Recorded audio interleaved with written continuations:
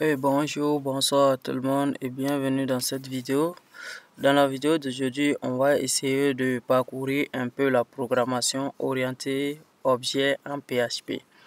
Donc pour ce faire, j'ai créé deux fichiers. Et, le premier fichier qu'on travaillait dessus depuis, c'est la Face App. Et j'ai créé un autre fichier que j'ai nommé utilisateur.class.app.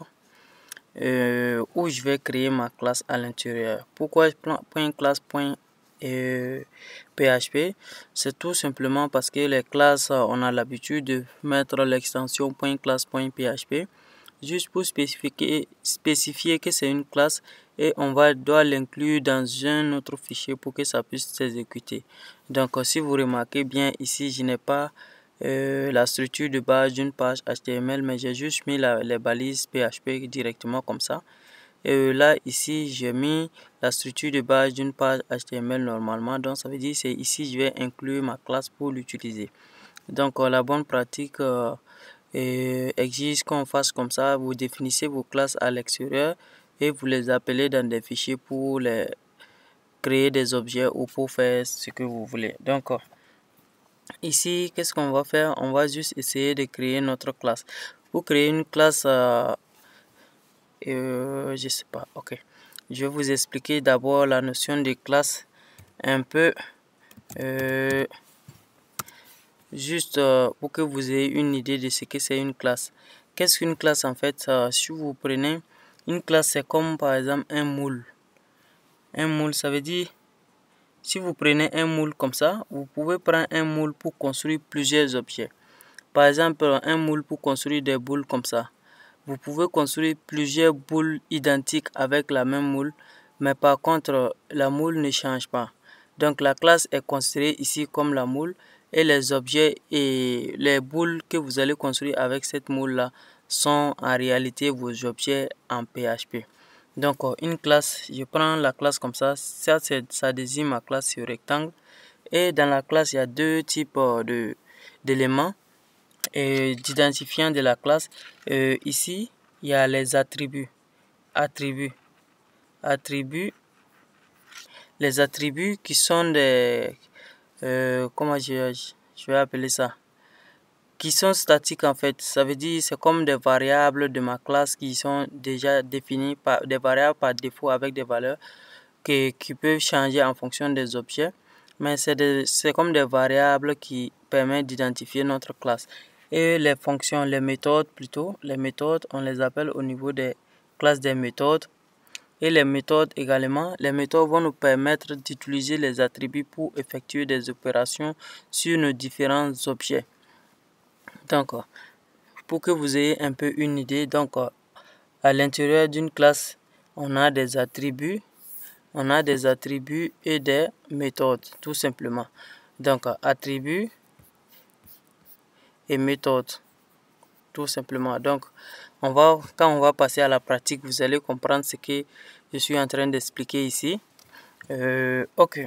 Maintenant, je suis sur ma page utilisateur.class.php où je vais créer ma classe. Donc, pour créer une classe, on aura besoin tout simplement du mot-clé classe, tout simplement. On met classe et on met le nom de la classe. Par convention, il faut toujours commencer le nom de la classe par une lettre majuscule, tout simplement. Donc, ici, utilisateur, je vais mettre le nom de la classe utilisateur, tout simplement comme ça. Donc, et on met tout simplement les accolades ici. C'est pas comme des fonctions où il y aura des parenthèses ici. Parce que faites attention, souvent on peut oublier pour mettre des parenthèses de cette manière ici, comme ça. Ici, c'est pas comme ça. Il faut surtout ne pas faire ça, sinon votre classe, il y aura des problèmes. Ok. Maintenant, j'ai ma classe qui est définie. C'est comme si j'ai la moule qui est définie tout simplement là, comme ça, que j'ai dessiné comme ça. Maintenant, à l'intérieur, je vais déclarer mes différents attributs que j'ai besoin. Donc, premier attribut que j'aurai besoin pour la classe utilisateur, ça sera tout simplement son nom. Mais maintenant, si je viens sur là vous expliquer, les attributs ont des propriétés qu'on peut appeler des attributs privés, publics et protected. Ça veut dire quoi? Si je déclare un attribut un attribut privé, ça veut dire cet attribut ne sera accessible qu'à l'intérieur de cette classe. Si on sort à l'extérieur de la classe, on ne pourra plus accéder à mon attribut. Par exemple, les classes ont des classes filles comme ça qui vont hériter de ces classes. Si l'attribut est privé là, donc la classe fille ne peut pas accéder à cet attribut, ni aucune autre fonction extérieure ne peut accéder à cet attribut. On peut déclarer également les attributs comme publics. Si c'est public, cet attribut sera accessible partout, que ce soit par une fonction extérieure, que ce soit par une classe fille, peu importe où on pourra accéder à cet attribut. Et on a le truc protected également. Protected, ça veut dire que ça ne sera pas accessible par les fonctions extérieures, mais ça sera accessible uniquement par les classes filles de notre classe. Donc, pour ça, je viens ici également. Ici, je vais mettre à déclarer mes différents attributs. Mais ici, pour l'exemple, je vais mettre d'abord mon attribut comme étant privé, public d'abord. Public. Ok, donc je mets là, public. Pour vous expliquer, après on va changer, voir les différences entre public, protected et privé. Donc, je vais ici mettre non tout simplement. Donc, non, je suppose que mon utilisateur aura besoin d'un nom. Maintenant, ma classe est déclarée avec l'attribut nom ici. Mais l'attribut nom là. Mais maintenant, il faut des méthodes pour pouvoir utiliser ce nom. Par exemple, si je veux envoyer à la personne salut, salut par exemple, il faut que je définisse une méthode salut par exemple qui va se charger d'envoyer bonjour suivi du nom de la personne. Donc c'est ce qu'on va faire par la suite maintenant. Ici, on va tout simplement pour déclarer les fonctions. Et la plupart du temps, les méthodes seront tout simplement parce que les méthodes c'est des fonctions mais au niveau des classes tout simplement. Donc souvent je me trompe pour dire fonction, mais c'est la même chose que les fonctions également. Donc fonction, parce que les méthodes également ont des visibilités qui peuvent être publiques, privées ou protected également. Mais la plupart du temps, les méthodes seront publiques tout simplement parce que il faut pouvoir accéder aux méthodes à l'extérieur pour pouvoir effectuer des opérations. Sinon, les méthodes ne serviront à rien. Donc, public function, c'est comme ça. Il faut définir une méthode à l'intérieur d'une classe. Public function suivi du nom de la méthode. Et par convention, les méthodes qui permettent d'afficher, on va commencer les noms par get, ensuite underscore comme ça et le nom de la méthode. Les méthodes qui permettent de modifier ou de définir un attribut de la classe vont commencer par set tout simplement. Set underscore et le nom de la méthode. Donc ici, qu'est-ce qu'on va faire d'abord? On va faire les sets. Donc on va faire par exemple set nom. Supposons que cette méthode va nous servir en fait de donner un nom à un objet donné qui sera défini par la classe. Donc on va mettre set nom. À l'intérieur, cette fonction va prendre une variable, la variable nouveau nom. Comme ça. Ok, je vais mettre comme ça, nouveau nom. Et ça prend cette variable nouveau nom et ça va retourner quoi? Et ça va affecter à cette variable que j'ai définie à mon attribut maintenant le nom que ça prend en paramètre. Donc pour faire ça, on met vis point et vis slash le nom, ok, égale tout simplement à mon nom entré en paramètre. Donc le nom entré en paramètre, je l'ai nommé nouveau nom tout simplement. Donc comme ça va prendre la variable là et ça va l'affecter à notre attribut tout simplement. Donc et pour voir les résultats, il faut forcément une fonction get pour pouvoir afficher le résultat, parce que là ça va affecter le résultat mais ça va pas l'afficher. Donc pour pouvoir afficher, on va mettre public function maintenant. Là on va mettre maintenant get nom. Comme ça, là ça n'aura pas besoin de paramètres. et on va mettre return tout simplement.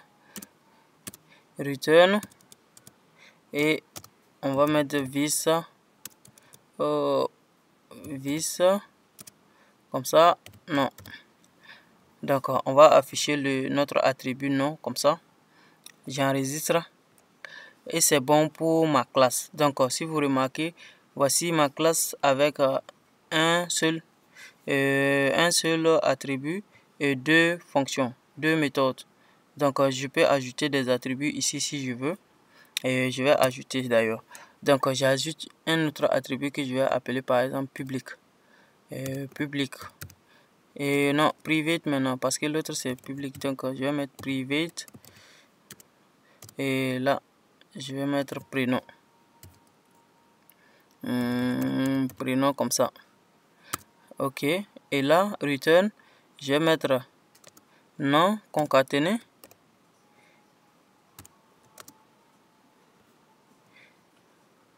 Ok, concaténé avec le prénom, je pense.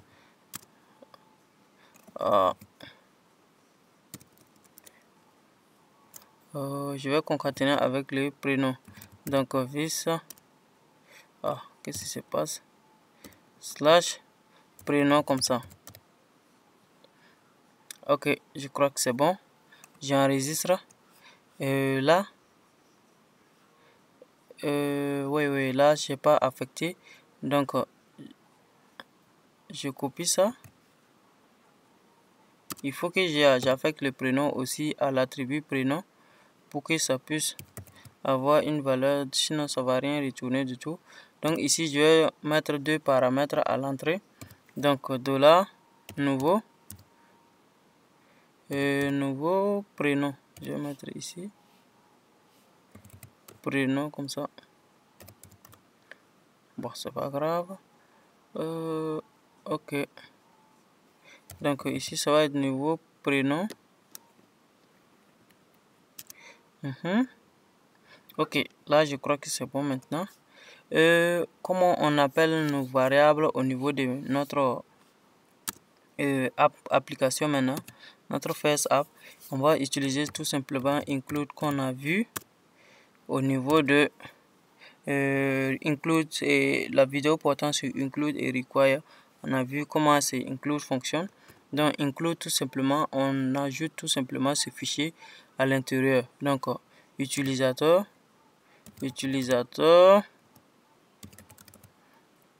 .class .php. Donc c'est bon, mon fichier est inclus et tout simplement je peux créer un objet. Pour créer un objet, c'est des utilisateurs. Donc si je mets user 1, j'ai oublié le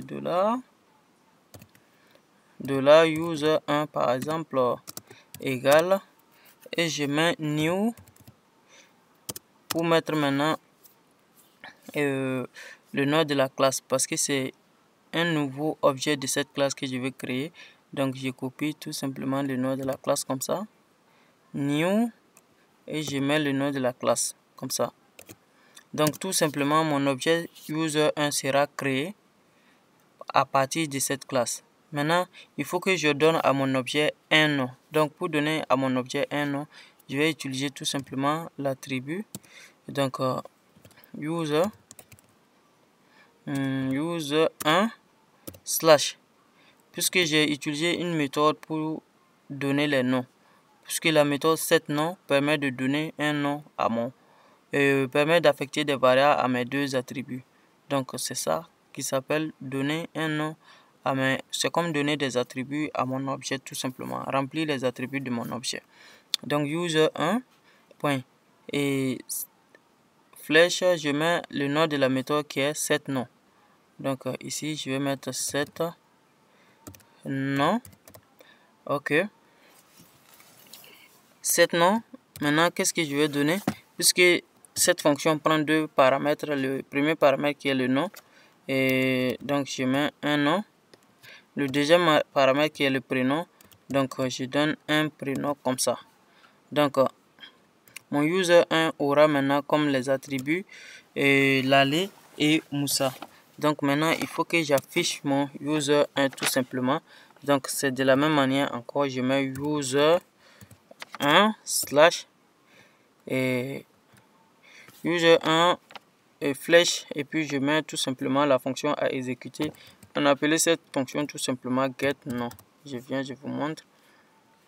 Ok, get nom, voici la fonction get nom.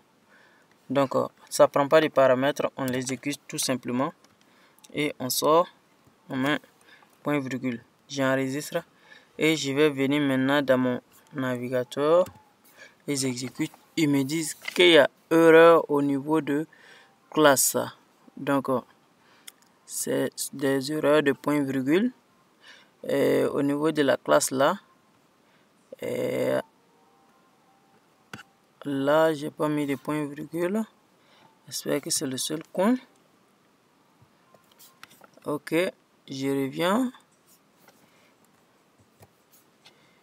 et ça m'affiche rien et il n'y a pas d'erreur également. Qu'est-ce qui se passe? C'est parce que en fait j'ai appelé cette fonction, mais cette fonction, c'est ça le problème avec return. Cette fonction va retourner la réponse tout simplement et ne va pas l'afficher. Donc pour l'afficher, il faut que je mette l'écho, ou soit je viens directement, si je veux que ça affiche directement, je remplace le return ici par echo tout simplement. Mais ici, je vais juste mettre echo ici parce que je pense que c'est mieux comme ça. Et voici, ça affiche tout simplement Laleh et Moussa. Donc c'est comme ça on fait les classes au niveau de PHP. Et donc ici, là, je vais vous montrer maintenant la différence entre les visibilités privées, publiques et protected.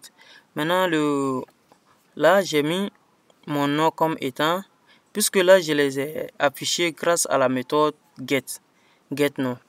Donc là, il n'y aura pas de problème parce que les méthodes d'une classe peuvent toujours accéder aux attributs que j'ai donnés ici. Donc, si j'appelle cette méthode, il n'y a pas de problème, ça va afficher peu importe la visibilité. Mais maintenant, imaginons que je veux afficher sans utiliser cette méthode. Je vais juste accéder à l'attribut de la classe sans utiliser cette méthode. Par exemple, je veux juste afficher en faisant echo user. Je vais accéder à l'attribut nom de mon user sans utiliser la méthode de la classe. Donc j'aurai user.nom et flèche nom comme ça. Donc qu'est-ce qu'ils vont me dire? Puisque le nom je l'ai défini comme étant je sais pas. Ok, c'est venu, ça veut dire le nom je l'ai pas défini comme privé. Venons vérifier. Si on voit, voilà, le nom je l'ai mis public. Maintenant ça marche. Essayons maintenant d'accéder à prénom que j'ai défini comme privé. Maintenant j'enregistre et j'ai oublié le point virgule. J'enregistre. Alors maintenant à prénom que j'ai défini et on voit erreur cannot access private property utilisateur. Donc ça veut dire ça peut pas accéder à la propriété privée de l'utilisateur. Donc c'est ce que je vous disais, quand c'est privé, on ne peut pas accéder à cette méthode par une méthode à l'extérieur de la classe. Donc ici, puisque j'essaie tout simplement d'accéder à l'extérieur de la classe directement, donc c'est pas possible. Donc il faut que forcément que j'utilise les get pour pouvoir accéder à cet attribut. Maintenant avec le protected également, c'est un peu la même chose. Si je mettais également ici protected comme ça, je pourrais pas également accéder à ma propriété.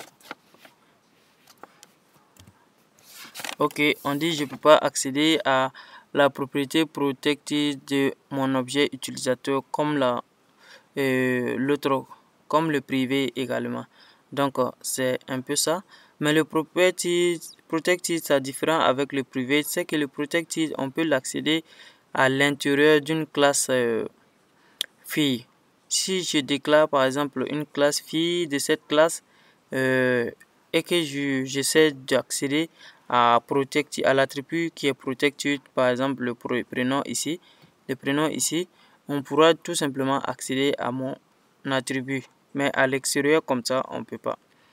Donc c'est ça la différence entre protected et privé. privé n'est pas accessible ni dans la classe fille ni à l'extérieur, alors que protected est accessible dans la classe fille mais pas à l'extérieur, et public est accessible partout. Donc, c'est un peu ça la différence entre ces trois types de visibilité. Donc, si vous avez bien aimé cette vidéo, abonnez-vous à la page, partagez la vidéo pour aider la communauté à grandir. Voilà, pour m'encourager à continuer à faire des vidéos pour vous tous les jours, comme ce type de vidéos encore.